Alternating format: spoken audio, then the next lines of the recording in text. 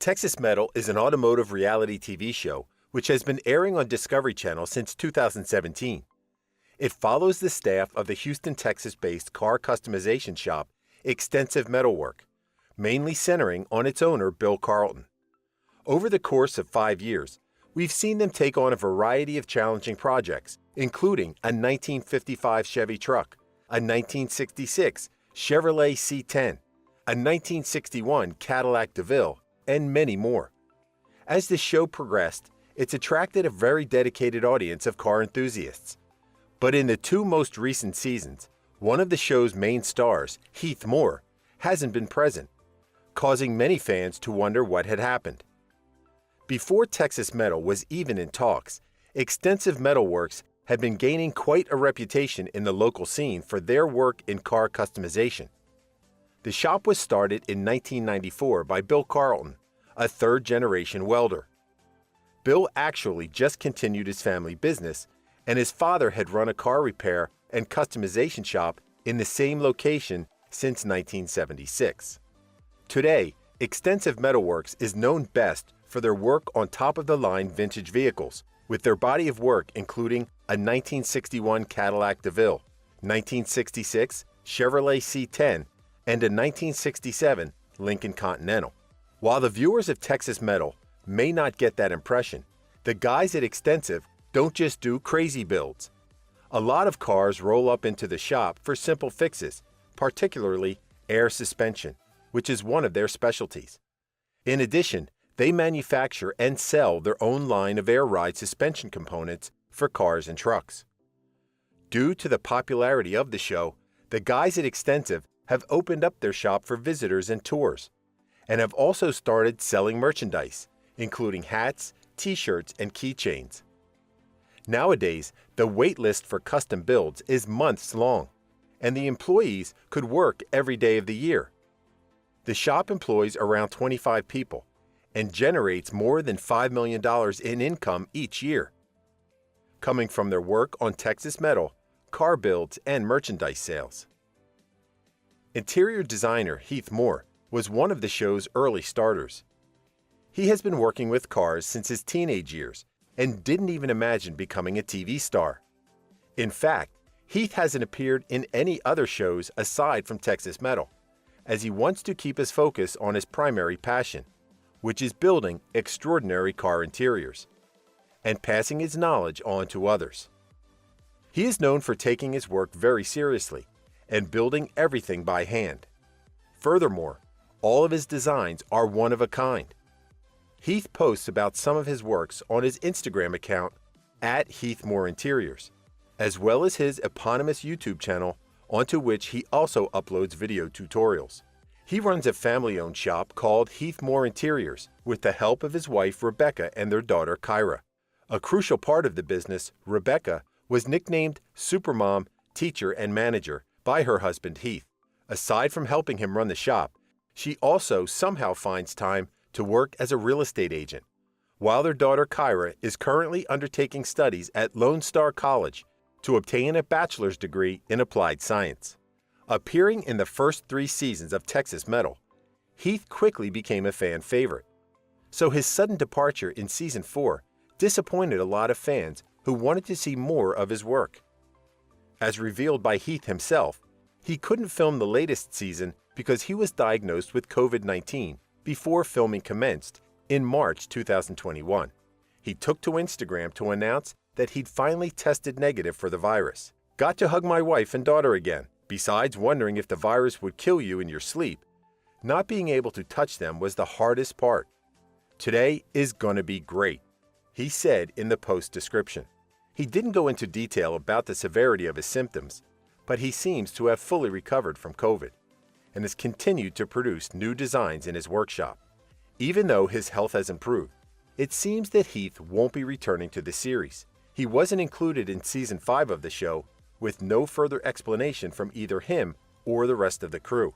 It's also unclear whether Heath has continued working with the Ekstensive Metal Works guys away from the show, but there doesn't seem to be bad blood between them either way.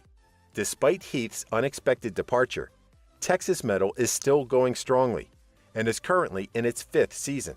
with upcoming episodes promising to show us even crazier builds than before. In Episode 2, the crew received a surprise visit from the pro wrestler John Cena, who came in looking to get his 1969 MGC truck professionally repaired. He's not the only celebrity guest the series has had in the past 5 years. The guys at Ekstensive Metal Works were previously visited by the Houston-based rapper Slim Thug, and in Season 3 by the former player in the National Football League, the NFL's Earl Campbell. The series is airing weekly on Discovery Channel and is also available to watch on the Motor Trend Plus streaming website. Texas Metal appears to be fairly authentic, given that everything that happens on the show is real work and all done by the staff of Ekstensive Metal Works. All the vehicles are turned in by actual paying customers who agree to be on the show and to cover the cost of customization, usually discounted by a certain percent. While Texas Metal hasn't had any controversies to date, similar shows such as Pimp My Ride have been subject to criticism over misleading their audience. Namely, the finished product which is shown in each episode is not necessarily what their customer receives. According to a former producer of the show, some parts of the vehicle end up being taken out for various reasons, either because the model is illegal or because the part had to be used is too costly. So customers may end up with an unfinished product. Another fact that may not be obvious to people who watch at home is just how expensive car customization can be. The price may range from $2,000 for a paint job or other apparently simple cosmetic change, up to $60,000. So it's often actually cheaper to buy a new car than to customize an old one. Furthermore, any change made on a vehicle may actually end up devaluing it on the market, as the car is less likely to be sold than if it was completely original. However, this doesn't stop automotive enthusiasts from modifying their cars, because the vehicles hold a lot more than just monetary value to them. Some plan on keeping their customized cars in their collection for years, so losing market value is just not that important to them. Texas Metal is one of the many popular TV shows centered on car customization. While the genre has seen an explosion in popularity in recent years, the craft of car customization has been around as long as the cars themselves. Customization goes far beyond just fixing malfunctioning parts on the car and is often done with the goal of either achieving superior performance or creating a uniquely styled vehicle, which is unlike any car delivered straight from the factory. Customized cars are often equated with hot rods, which are cars typically rebuilt or modified with large engines, optimized for acceleration and top speed, and are usually used for street racing. But it's worth noting that hot rodding is just a subset of car customization. Customized vehicles started gaining popularity in the 1930s, when car owners began modifying their cars by removing the running boards and replacing the original wheels, and with light wire fenders. Owners of later models often added fender skirts and would also modify or completely change the engine. During this early era, the paint jobs on custom cars were usually very simple, whilst more colorful schemes emerged later on. After World War II, many companies started using custom cars to promote themselves by placing their logos on vehicles used by racers and soldiers returning from the war. Even more parts of the cars began to be replaced, such as headlamp housings, grills, bumper and tail lights, while paint stripping and using new chrome paint became popular for the first time. By the 1950s, the look of the cars became very important to car customizers, and bold colors and designs became a very popular trend. The 1960s took it a step further, with popular designs including using candy apple red color, glitter effect paint, painted on flames, and more. One of the most popular trends from that era was the bloodshot eyeball knob shift modification. Today, car customization has also found a place in the digital world. Practically all automotive video games offer some form of customization of in-game vehicles.